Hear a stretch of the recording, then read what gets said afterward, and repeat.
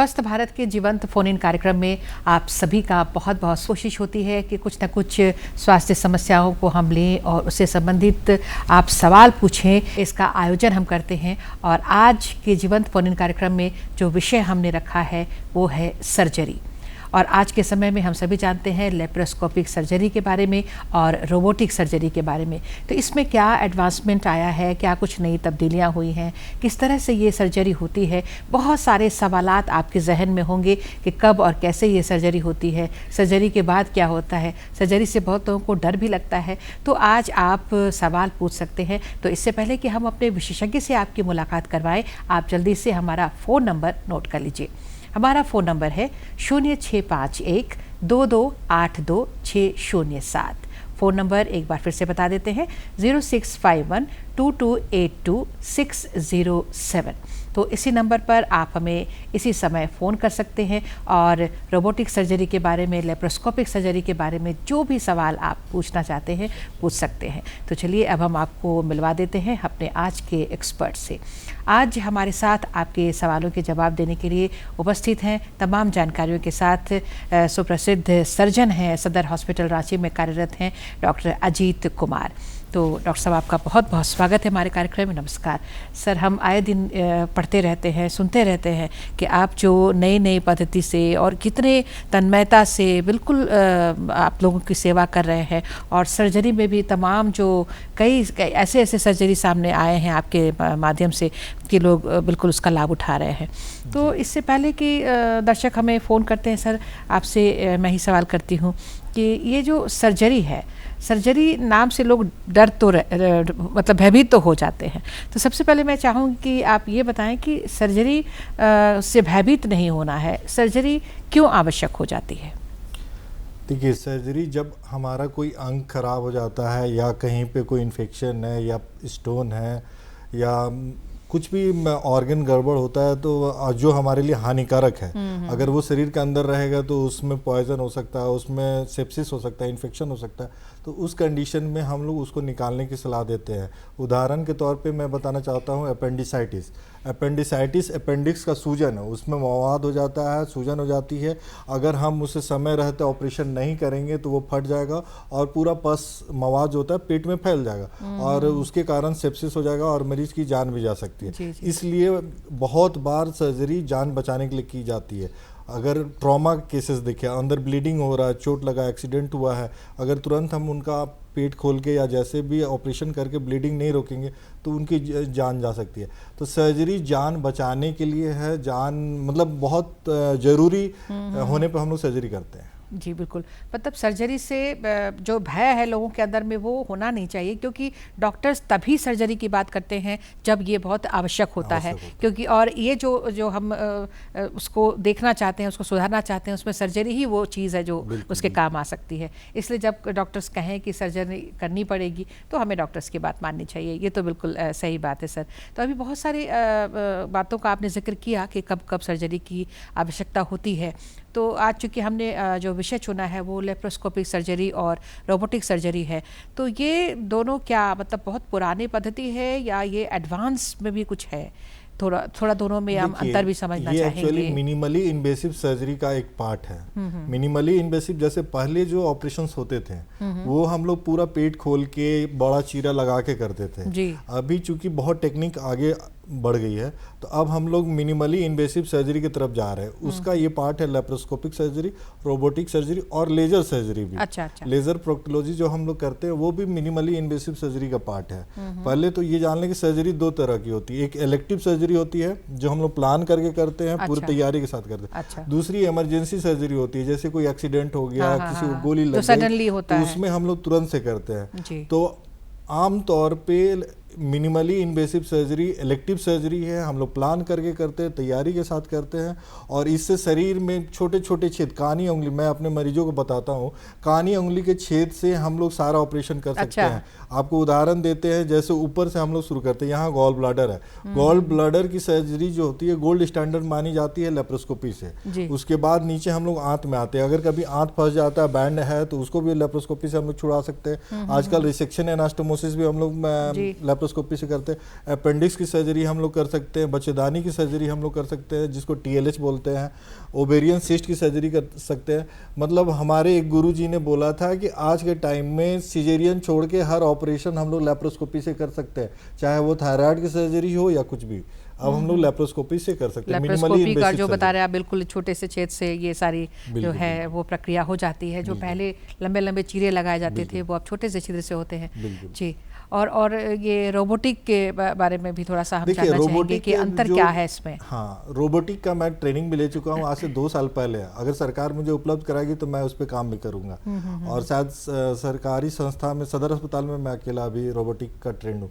तो उसमें रोबोटिक्स में है कि सारा कुछ लेप्रोस्कोपी जैसा ही रहता है, लेकिन अंतर ये आ जाती है कि उसमें सर्जन बैठा रहता है और उसमें डिग्री ऑफ फ्रीडम बढ़ जाता है। जैसे इसमें मेरा हाथ घुमाने का एक लिमिटेशन है, हम इतना ही दूर तक टर्न करके काम कर सकते हैं। उसमें डिग्री ऑफ फ्रीडम मूवमेंट का, इंस्ट्रूमेंट का बढ़ जाता है। सर्जन कुर्सी पे बैठे बैठे, वहां मरीज लेटा हुआ है, उसके ऊपर सारा रोबोटिक्स का इंस्ट्रूमेंट लगा हुआ, हम यहाँ बैठे बटन घुमा के ऑपरेशन कर सकते हैं। जिसके लिए हम खड़े होकर, झुक के, देख के सब चीज करते हैं, कैमरा पे देख के, मॉनिटर पे देख के, वही काम अब सर्जन बैठ के रोबोटिक पे कर सकता है। और मेट्रो सिटीज में इसका चलन काफी बढ़ गया है। हम लोग आशा करते हैं कि बहुत जल्द हम लोग रांची में भी शुरू कर देंगे। तो रोबोटिक में फाइनेस बढ़ जाती है। जैसे ऑन्को सर्जरी है, ऑन्को सर्जरी में 1 mm से छोटे छोटे मतलब कम जगह में हमें काम करना पड़ता है। तो कैंसर सर्जरी में उसका बहुत अच्छा रोल है। थायराइड सर्जरी में, अभी बहुत सारे सर्जरी में धीरे धीरे आ रहा है, लेकिन स्टिल जनरल सर्जरी में लेप्रोस्कोपी ही अभी बेटर है। लेकिन आने वाले समय में हर्निया सर्जरी, हम लोग लेप्रोस्कोपी से हर्निया भी कर रहे हैं, तो हर्निया सर्जरी, ये सब में रोबोटिक्स का रोल बहुत बड़ा होने वाला है। बिल्कुल, मतलब ये आ जाए तो बहुत बड़ी अचीवमेंट हो जाएगा हमारे लिए, क्योंकि एक्यूरेसी बढ़ जाएगी और जो ह्यूमन एरर हो सकता है वो बिल्कुल विदाउट एरर कह सकते हैं, कम से कम मतलब हो जाएगा ये एरर। तो हम उम्मीद करेंगे कि निकट भविष्य में जल्द से जल्द ये रोबोटिक सर्जरी जो है वो सभी सरकारी अस्पतालों में आ जाए। और आप जैसे डॉक्टर हैं तो इसका लाभ लोग लेने से बिल्कुल वंचित नहीं रहेंगे। बिल्कुल, आप तो ट्रेंड हैं, बस इंतज़ार है कि बस वो रोबोटिक सर्जरी की शुरुआत हो। तो एक और सर्जरी आपने अभी जिक्र किया था इन दोनों के अलावा, लेज़र सर्जरी, उसके बारे में भी। डायोड लेज़र हमारे सदर अस्पताल रांची में उपलब्ध है, और शायद हम लोग पहले सरकारी अस्पताल है जिन्होंने डायोड लेज़र से प्रोक्टोलॉजी की सर्जरी शुरू की। और बहुत सारे मेडिकल कॉलेज, हमारे झारखंड के मेडिकल कॉलेजेस से रांची सदर में भेजा जा रहा है। तो ये लेज़र सर्जरी अभी हम लोग जो कर रहे हैं वो प्रोक्टोलॉजी में मेनली कर रहे हैं। जैसे बवासीर, फिशर फिशुला, भगंदर जिसे बोलते हैं, पाइल्स बोलते हैं, उसकी सर्जरी में मिनिमली इन्वेसिव। पहले क्या होता था कि बवासीर में हम लोग को काट के बड़ा सा मांस निकालना पड़ता था, उसमें ब्लीडिंग ज़्यादा होती थी, दर्द ज़्यादा होता था, मरीज को बहुत दिन तक पेन होता था।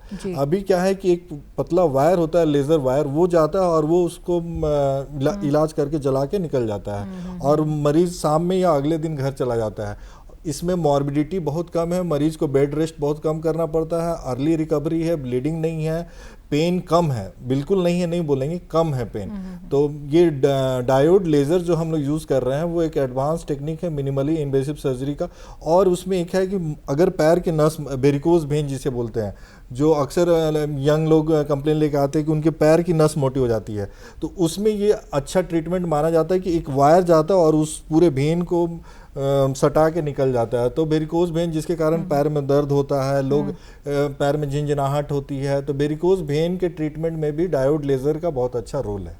अच्छा, तो ये मतलब कई तरह की ये सर्जरी है जिसके माध्यम से लोगों का उपचार हो रहा है। सारा मिनिमली इन्वेसिव सर्जरी का पार्ट है। हाँ, और सब मिनिमल है, पहले की तरह लंबे लंबे चीरे और वो सब अभी नहीं है। आपको बस एग्जांपल देना चाहूंगा, गॉल ब्लाडर में पहले हम लोग यहाँ से यहाँ तक खोलना पड़ता था। जी जी जी, इतना बड़ा चीरा लगता था 12-15 सेंटीमीटर के आसपास का। अभी क्या है कि 3-5 mm के छेद से हम लोग कर लेते हैं, और एक 10 mm, मतलब टोटल 2 सेंटीमीटर 2.5 सेंटीमीटर टोटल छेद में हम लोग कर लेते हैं। जी जी बिल्कुल। तो ये जो गॉल ब्लाडर जो अभी आपने जिक्र किया है सर, तो ये बहुत लोगों में सुनने में आता है कि गॉल ब्लाडर में पथरी हो गई है, तो ये इलाज अब बिल्कुल सबके लिए ठीक है, कुछ उसके बारे में लोगों को बताना चाहेंगे आप?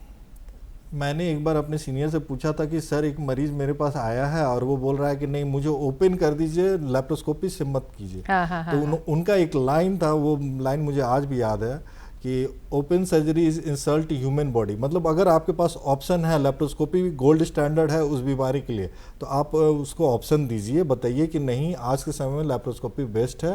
और अच्छे ट्रेंड हैंड में लेप्रोस्कोपी बहुत सेफ है, और उसमें मल्टीप्लाई हम लोग का ये जो होता है मैग्निफिकेशन बहुत मल्टीप्लाई कर जाता है। हम लोग जो नेकेड आई से देखते हैं और उससे देखते हैं टेलीस्कोप से, तो वो बहुत बड़ा दिखता है, हम लोग को साफ साफ सब कुछ दिखता है, और वो काफ़ी सक्सेसफुल है। और डायग्नोसिस के लिए भी हम लोग यूज़ करते हैं। अगर हम लोग को कोई बीमारी में शक है, सीटी स्कैन कराएं, उससे कंक्लूसिव नहीं है, तो हम लोग डायग्नोस्टिक लेप्रोस्कोपी कर सकते हैं ये जानने के लिए कि अंदर में है क्या। तो एक 5 mm का हम लोग कानी उंगली से छोटा एक टेलीस्कोप डालते हैं, पूरा पेट देख लेते हैं कि भैया क्या है, तो 10 से 15 मिनट में पूरा हमारे पास एक रिकॉर्ड आ जाता है कि अंदर क्या है। तो इसलिए लेप्रोस्कोपी से डरने की बिल्कुल जरूरत नहीं है। और गॉल ब्लाडर की जहाँ तक आपने बात की, तो नॉर्थ इंडिया में गॉल ब्लाडर का प्रिवलेंस बहुत ज़्यादा है। अभी मैं एक कॉन्फ्रेंस में गया था, जब मेरा लॉग बुक देखा गया तो उन्होंने बोला इतनी गॉल ब्लाडर सर्जरीज आपने कर ली, तो हमने बोला हाँ। तो उसका कारण है कि पिछले 6 से 7 महीने में मुझे 5 गॉल ब्लाडर कैंसर मरीज मिले। अभी भी मैं ओपीडी में देख के आ रहा हूँ, मॉडरेटली डिफरेंशिएटेड एडिनोकार्सिनोमा की एक मरीज थी, और वो हरमू की रहने वाली। तो अगर हम लोग टाइम से उसका ऑपरेशन नहीं करें तो बहुत बार ऐसा होता है, लंबे समय तक पत्थर रहने से कैंसर होने का भी खतरा रहता है। अच्छा। और ये नॉर्थ इंडिया में प्रेवलेंस ज़्यादा है साउथ इंडिया की। तो साउथ इंडिया में कंजर्वेटिव ट्रीटमेंट आज भी लाइन ऑफ ट्रीटमेंट है, हमारे क्षेत्र में ऑपरेशन ही इलाज है। बिल्कुल। तो ये जो गॉल ब्लैडर का जो अभी ये जो पद्धति से हो रहा है, लेप्रोस्कोपिक पद्धति से, तो इसमें कितना वक्त लगता है और इसके बाद भी होने की संभावना होती है क्या? बहुत से लोगों का सवाल ये होता है कि गॉल ब्लैडर ही निकाल दिया जाता है या पथरी निकाली जाती है। बहुत सारे सवाल आपके पास आते होंगे। ये मरीज अक्सर पूछते हैं कि क्या आप पूरी पीत का थैली निकाल देंगे? गूगल में देख के लोग आते हैं। तो हाँ, इसका इलाज है कोलेसिस्टेक्टोमी, मतलब गॉल ब्लाडर को काट के हटा देना। इसलिए हम लोग काट के हटाते हैं कि नहीं हटाएंगे तो फिर दोबारा स्टोन बन जाएगा। तो लोग पूछते हैं कि भैया किडनी स्टोन में आप तो सिर्फ स्टोन निकालते हैं। किडनी हम निकाल नहीं सकते, वो जान बचाने के लिए जरूरी होती है, उसमें भी रिकरेंस होता है, दोबारा स्टोन बनता है, लेकिन हम लोग किडनी नहीं निकाल सकते हैं। गॉल ब्लाडर निकालने से बहुत लाइफ में फर्क नहीं पड़ता, इसलिए उसका इलाज गॉल ब्लाडर निकाल देना ही है। रही बात दोबारा होने की, जब गॉल ब्लाडर ही नहीं है तो दोबारा होगा कहाँ से? कभी कभी क्या होता है कि उसमें से गॉल ब्लाडर से स्टोन निकल के उसके नली में जाके नीचे रहता है, सीबीडी में। तो वो स्टोन अल्ट्रासाउंड से पता नहीं चलता। वैसे कंडीशन में बहुत दिन बाद अगर पता चलता है कि आपके नली में स्टोन है, तो वो आपका पहले ही चला गया है, वो ऑपरेशन के बाद नहीं हुआ है। अब वो खतरा ओपन और लेप्रोस्कोपी दोनों में रहता है, इसलिए ये कंफ्यूजन में ना रहे कि लेप्रोस्कोपी में कुछ छूट जाता है। लेप्रोस्कोपी गोल्ड स्टैंडर्ड ट्रीटमेंट है। वो पहले से जो चला गया, जो पहले से जो चला गया वो वहाँ पे हुआ है। तो ये जो नाली में जो चला जाता है, पहले ही चला जाता है, तो फिर इसका भी ट्रीटमेंट हो जाता है। ERCP है, नॉन इन्वेसिव है, वो मुंह से कैमरा डालते हैं और यहाँ से स्टोन निकाल लिया जाता है। That is ERCP। हम लोग एंडोस्कोपिक रेट्रोग्रेड कोलेंजियोपैंक्रियाटोग्राफी कहते हैं। तो वो ERCP से बिना ऑपरेशन के वो नली वाला स्टोन निकल जाता है। नहीं तो लैब CBD ऑपरेशन भी है, लेकिन लैब CBD एक ऑपरेशन है और ये सिर्फ एंडोस्कोपी है। तो ये हम लोग ज़्यादा प्रेफर करते हैं कि आप मुंह से ही निकलवा लीजिए। तो गॉल ब्लाडर सर्जरी बहुत सेफ सर्जरी है, लेप्रोस्कोपी से कोई कंफ्यूजन नहीं। मैं इसके लिए आपके साथ पूरे 100% निश्चिंत होकर बता रहा हूँ। बिल्कुल। तो इस तरह की समस्या हो तो बिल्कुल हिचकना नहीं है। और आप जैसे डॉक्टर हैं हमारे शहर पे, तो बिल्कुल कोई डर की बात ही नहीं है। एक दर्शक हमसे जुड़ रहे हैं, सर उनसे बात करते हैं। हेलो हेलो जी, आवाज़ नहीं मिल रही हमें। हेलो जी, लगता है फ़ोन लाइन में थोड़ी गड़बड़ी है। फिर से आप ट्राई करें, अगर आप हमारी सुन रहे हैं आवाज़, आप टीवी देख रहे हैं, तो एक बार फिर से ट्राई करें और हमसे जुड़कर सवाल पूछ सकते हैं।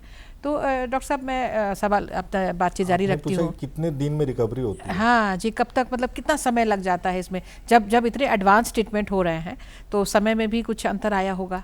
देखिए, हमारे यहाँ गवर्नमेंट हॉस्पिटल में दोनों ऑपरेशन होते हैं, लेप्रोस्कोपी ओपन दोनों।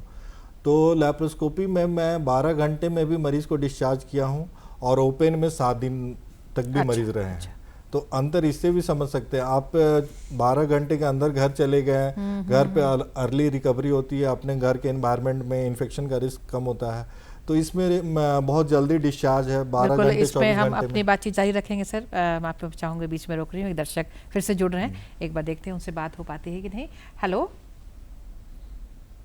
हेलो जी, आवाज़ नहीं मिल रही है हमें। हेलो जी, एक बार फिर से ट्राई करें। कुछ तकनीकी समस्या मुझे लग रही है फ़ोन लाइन में। एक बार ट्राई करते रहें। हमारे दर्शकों से मैं निवेदन करूंगी, फ़ोन नंबर तो हमने बता ही दिया है, फिर से एक बार बता देते हैं 065122822607। तो डॉक्टर साहब अपनी बातचीत हम जारी रखेंगे। आप बता रहे थे कि कितनी जल्दी आप लोगों को बिल्कुल फ्री कर देते हैं। देखिए, मेट्रोज में जहाँ पे हम लोग अक्सर कॉन्फ्रेंसेस के लिए जाते हैं, वर्कशॉप्स के लिए जाते हैं, वहाँ इसे डे केयर सर्जरी बताया जाता है। अच्छा, डे केयर सर्जरी। अच्छा। कि सुबह 7 बजे आप ऑपरेशन करें, शाम के 7-8 बजे तक डिस्चार्ज कर सकते हैं, अगर सब कुछ ठीक रहे, डॉक्टर सर्जन निश्चिंत है कि हाँ सब ठीक है तो। और उसमें 1-2 कंडीशन होता है कि मरीज 1-2 दिन तक उसी शहर में रहे, आसपास रहे, अगर किसी तरह की परेशानी हो तो अपने डॉक्टर के संपर्क में तुरंत पहुंच जाए। तो वैसे कंडीशन में इसे डे केयर सर्जरी माना गया है। मैं आमतौर पे 24 से 48 घंटे में मरीज को छोड़ देता हूं। कुछ एक मरीज जो काफ़ी अच्छे थे, जिनमें कॉम्प्लिकेशन बिल्कुल नहीं था, उनको 12 घंटे में भी मैंने छोड़ा। उनको कुछ रखकर मतलब नज़र रखते हैं उस पर। एक फिर से दर्शक जुड़ रहे हैं, देखते हैं सर तक कुछ समस्या हल हुआ है कि नहीं। हेलो हेलो हेलो हाँ जी, नाम बताइए, कौन बोल रहे हैं, कहाँ से बोल रही हैं? हाँ जी, सवाल करिए।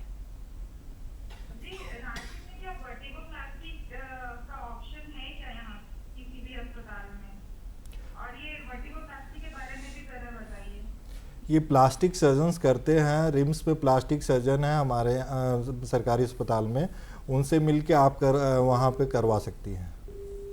सदर में प्लास्टिक सर्जन नहीं है।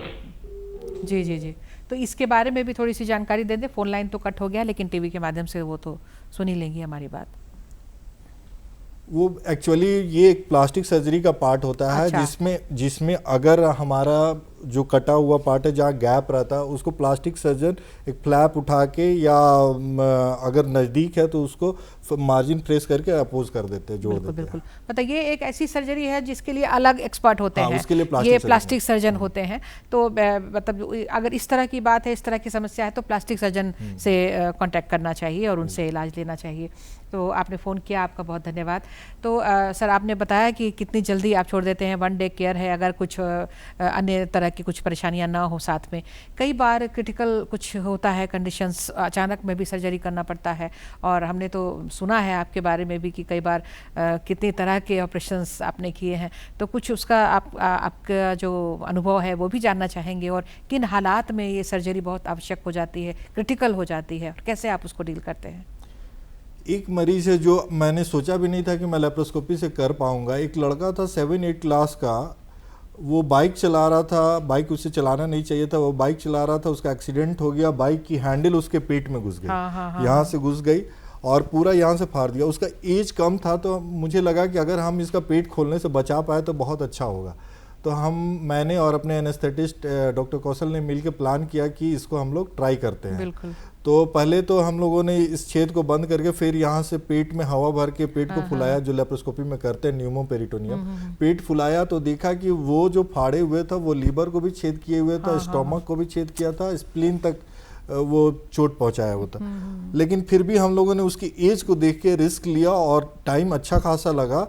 तो वो पहला परफोरेशन केस था मेरे लाइफ का, जिसको परफोरेशन, स्टोमक परफोरेशन बोलते हैं। स्टोमक, लिवर लेशरेशन और स्प्लीन, वो सारा रिपेयर हम लोगों ने लेप्रोस्कोपी से किया और वो बच्चा आज बिल्कुल ठीक ठाक है। तो वो मेरे लिए एक बहुत बड़ा उपलब्धि था कि परफोरेशन को हम लोग नहीं कर पाते हैं। बिल्कुल, देखकर मतलब कंडीशन देख के तो लग ही नहीं रहा होगा कि हम इसको बचा भी पाएंगे। ऑपरेशन होता है, उसमें सर्जन भी चाहता है जल्दी से ठीक कर दे। दूसरा, एक लेडी का हम लोगों ने किया था, हर्निया फंस गया था, यहाँ पे फेमोरल हर्निया था, वो फंस गया था। तो उसको हम लोगों ने कोशिश करके लेप्रोस्कोपी से, आमतौर पे ये सारी सर्जरीज ओपन होती है, लेकिन उसमें हम लोगों ने 2 केसेस ऐसे हैं जिसको आमतौर पे हम नहीं कर पाते, वो दोनों केसेस मैंने लेप्रोस्कोपी से किया और दोनों मरीज बिल्कुल ठीक ठाक है। बिल्कुल, मतलब इस तरह के कई घटना जो है वो आए दिन क्रिटिकल केयर अचानक एक्सीडेंट्स होते हैं, कुछ भी होते हैं, तो ऐसे में तुरंत सर्जरी करनी पड़ती है और उसमें आप बिल्कुल सदर हॉस्पिटल जो है बिल्कुल तैयार है। सदर हॉस्पिटल में आप हैं सर, तो एक बार हम ये भी जानना चाहेंगे, लोगों को बताना चाहेंगे कि सदर हॉस्पिटल में किन किन तरह की सुविधाएं हैं आज के समय में और लोग तुरंत पहुंच सकते हैं, क्योंकि लोग कभी कभी सोचते भी हैं कि वहाँ जाएंगे सुविधा मिलेगी नहीं मिलेगी। ये जानेंगे सर आपसे। एक दर्शक जुड़ रहे हैं, देखते हैं उनसे बात हो पाती है। हेलो हेलो हेलो जी नमस्कार मैडम। हाँ नमस्ते, कौन बोल रहे हैं? जी मैं राकेश। हाँ हाँ राकेश जी, सवाल करिए। जी मेरा सवाल है मैडम कि जो गांठ जो हो जाता है, हाँ हाँ, तो गांठ में वो सर्जरी जो है वो लाभकारी होगा क्या? गांठ तो गांठ कहाँ से, कुछ पूछना चाहेंगे सर? गांठ कहाँ पे है? बहुत जगह गांठ है। पेट के आसपास देखिए वो नोड्यूल जो होता है बहुत तरह का होता है। अगर वो सिस्ट है, लिपोमा जो होता है, लिपोमा लाइपोमा एक्चुअली वो फैट होता है। लाइपोमा चर्बी को कहते हैं। अगर चर्बी का कहीं कलेक्शन हो गया, फैट का कहीं कलेक्शन हो गया, दैट इज़ लाइपोमा। अगर वो आपको कॉस्मेटिक प्रॉब्लम कर रहा है तो उसको निकलवा सकते हैं। अगर बॉडी फंक्शन को हैम्पर कर रहा है तब आप उसको निकलवा सकते हैं। लाइपोमा सर्जरी कोई बहुत बड़ी सर्जरी नहीं है। हाँ, आजकल लेजर से भी, आप शायद वो पूछने जा रहे हैं, आजकल लाइपोसक्शन एक ट्रीटमेंट हो गया जिसमें चर्बी निकालती है, फैट्स को सक कर लिया जाता है। उसमें भी डायोड लेजर का रोल है, लेकिन वो सर्जरी मैं नहीं करता, प्लास्टिक सर्जन्स करते हैं। उसमें लेजर्स का रोल है, जो कटिंग नहीं करना पड़ता है। उसमें एक पाइप डाल के, लेजर्स वायर डाल के उसको गला के सक कर लिया जाता है। तो वो अभी गवर्नमेंट में शायद नहीं हो रहा है, लेकिन प्राइवेट में प्लास्टिक सर्जन्स करते हैं। बिल्कुल।